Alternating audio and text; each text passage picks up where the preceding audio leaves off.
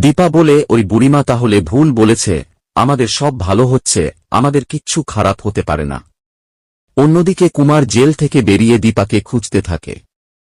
এইদিকে দীপা তার মেয়েদেরকে বলে, এতকুতো চাওয়া ছিল তোদের, দেখ আমরা কত সুন্দর একসাথে আছি। সূর্য বলে, হ্যাঁ দীপা, শুধু মাঝখান থেকে আমাদের জীবনের কয়েকটা বছর নষ্ট হয়ে গেছে, আর দেখতে দেখতে আমাদের মেয়েরা অনেক বড় হয়ে গেছে। অন্যদিকে সাক্ষ্যদীপ চারুর জন্য কফি বানাতে আসলে চারুকে বলে, পাশে একজন থাকলে মন্দ হয় না কি বলুন। একই প্যাকেজে পেয়ে যাচ্ছেন একটা ভালো বন্ধু, একটা ভালো গাইডলাইন আর একটা ভালো কুক। চাঁদে দাগ থাকতে পারে কিন্তু আমার কোনো দাগ নেই।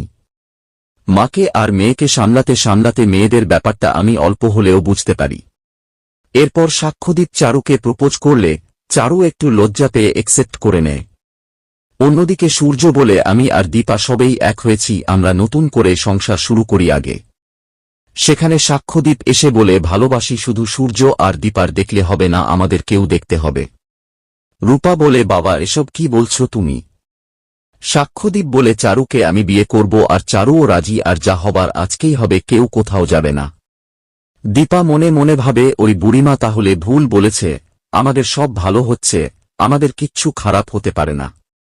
অন্যদিকে কুমার জেল থেকে ছাড়া পেয়ে একটা ক্লাবে আসলে একটা ছেলে তার কাছে এসে বলে, দীপা এখানে নেই। তো বন্ধুরা, এই ছিল অনুরাগের ছোঁয়ার আজকের পর্ব। পরবর্তী আপডেট পেতে চ্যানেলটি সাবস্ক্রাইব করে পাশে থাকুন।